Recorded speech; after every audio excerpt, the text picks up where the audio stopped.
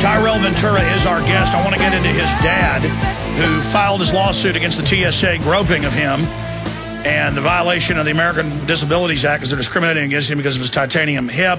I want to get more into the show. But, Ty, you're doing a lot of other things, too. You've got a feature film coming out that you've directed that has got some major New World Order veins in it. Tell us about that. Well, I didn't direct it. I actually had the great honor and pleasure of working with a fantastic writer-director named Leighton Matthews. That's right. You produced it then. I forgot. Yeah, I helped him produce it along with Tiffany Connor, and you know, he's put together a great movie. We're in post-production right now, and it's been a great honor working with him.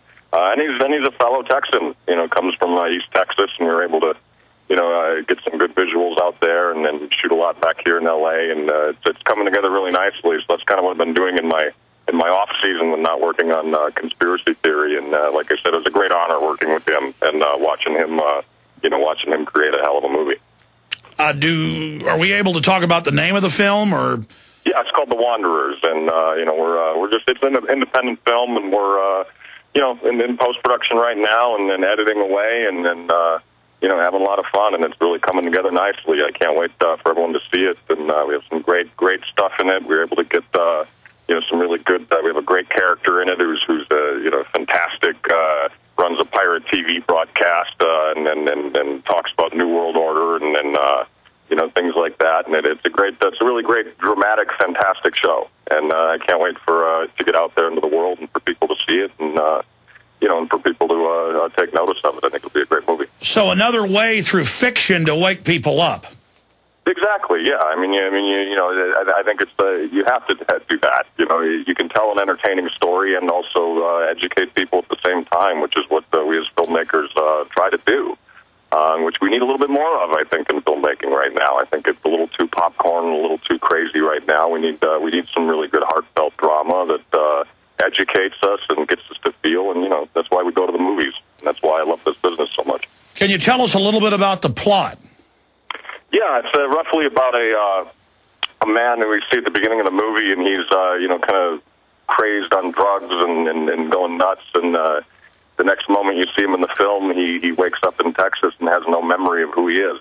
And he finds a brother who doesn't like him, and he spends the rest of the movie trying to discover who his old self was. And the more he discovers, the more he dislikes and is frightened by who he was in the past, and it's a great kind of mystery and adventure, and then ultimately a really great piece about two brothers trying to, you know, reconnect with each other. And it's really going to be a fun movie. I think people really enjoy it. Sounds like a little mind controls in there. Maybe you just have to watch the movie and find out. and when is it going to start being in film festivals and stuff so folks can see it? I can't say right now. Like I said, we're just finishing up, and we're in the middle of post-production right now. But hopefully, you know, sometime summer, fall, that kind of thing. You know, as soon as we can get it done and we're all happy with it, we'll start putting it out into the public eye. Promise me that you and the director, you the producer and the director, will come on the show. And if you're in Texas, come in studio with us. Oh, we'd love to. That'd be a fantastic interview, and I can't wait for you to see the film. Now, I want to get into your father and the TSA. People really want to hear about that. But finishing up with the future of the show, I'm sure you know, and I was sent internal documents from a cable company. It is true. There were also orders sent out for DVRs to be remotely contacted and to erase the police state episode and now other episodes of the show. Have you heard anything about this? Because talking to you on the phone, I forgot to bring this up to you. I'm just now bringing it up to you live on air. Really, I don't know anything about that, so it's kind of hard for me to comment on that. Yeah, I mean, I know the cycle with television, they don't keep things on DVR for too long, but first time I've ever heard about that, and it is interesting to look into it. Yeah, but we're talking about them remoting in, not that it's available for you to go choose on demand. They're going into recorded copies and getting rid of it. Yeah, first I've heard of that. Let me give you the headline. It's Kurt Nimmo, Infowars.com. Confirm Ventura's conspiracy theory episodes disappearing from DVRs. It's a huge internet controversy out there. Ty, you know what? I look at that. You know, it's kind of a badge of honor. That means that we're scaring the hell out of them when we're telling the truth. And if they're that nervous about it, good. I guess in a way, your dad's going to win the bet. He didn't believe it was ever going to make it on air. So in a way, your dad turns out to be basically right. He said, I can't believe this is going to get on air. Privately, he didn't believe it was going to go on air. Not just the first season, but he wasn't even sure completely about the second. Well, I mean, hey, we got on air, and I think one of the big reasons we got on air is because people let True TV and let them know that they wanted to see it. You know, the Nielsen system is a very antiquated system, and so, you know, us, the TV companies are big on, you know, letters and things like that, and you know, I think that we had such a great response from people after the first season, you know, writing into True TV and leaving messages on the comment boards, on their website, and you know, that speaks volumes. I mean, every one letter, you know, could equal 1,000, 2,000, 3,000, 5,000 people. And then that, you know, that simple task dictates a lot of programming. You know, at the end of the day, they want ratings and they want to be able to put out good shows. And like I said, they're a great company and they've been good to us and have allowed us to put things on the air that, like, yeah, we never thought anyone would ever see the light of day on television, basic cable. But we have, and that's because of the viewers, and that's because of our audience being so dedicated and following the show, and then writing to True TV and letting them know that they want to see it again. And so, please, if you want to see us back for a third season, do it again. You know, write in and let True TV know that you want to see more conspiracy theory. Well, Ty, I'm glad you brought this up because that's one of the reasons when I called you this weekend and you called me back, I said, look, did that help having my listeners lobbying? You said, yes, it did. And I said, well, let's do it again because it was hit or miss if there was even going to be a second season. It's very close right now. Those decisions are being made in the next few weeks, ladies and gentlemen. Ty, I know I'm springing this on you because we talked on the weekend about doing this, but do you have the mailing address? Do you have the best website for people to visit? Yeah, you can write to 600 3rd Avenue, New York, New York. I believe it's 10016. That's True TV's address. So if you want to write right there. If you go online to the TrueTV.com website, you go under Contact Us, and they actually have a special heading under Programming for Conspiracy Theory with Jesse Ventura, and you can fill in your comments there and send them emails directly about the show, and they do read them and they do listen, and I get tons of fan mail. My closet's filled up with fan mail because I go through and read every piece of it. I might not be able to respond to all the fan mail just because there's so much of it, but I do read every letter that we get, and I do read every congratulatory letter. I do read every negative letter. I read and also it's great because people send us show ideas, and you know, I read through all of that just because you never know when you get one good nugget that helps fill in a piece of the puzzle that make a great episode for next year. So, well, folks can go to TrueTV.com or just type in Jesse Ventura Conspiracy Theory and it'll be the top link. They can contact there. They can also look it up online and find the phone numbers to True TV. You can, the physical mail. It's so important. Everything we do, resistance is victory. And people that want to hear the truth, people that want to see well-produced information like this, if you believe in it, you want it, because I keep getting calls, Ty, constantly. Is there going to be a third season? You know, will you be involved, Alex? What's happening? What's Jesse going to do? And so now we've got you here today. Give out that mailing address one more time. Once again, it's 600 3rd Avenue, New York, New York. I believe 10016. You might double check that, but yeah, that's the mailing address. And you know, it's great. I mean, we had a great second season. We're going along normal right now in terms of whether or not it'll be a third season. There's been nothing weird, you know, that way or anything strange. It's, you know, we're in our kind of time off to take a breather and then you know, keep our ear to the ground for what potential shows we could do next season, and you know, hopefully we'll get the green light and start working again.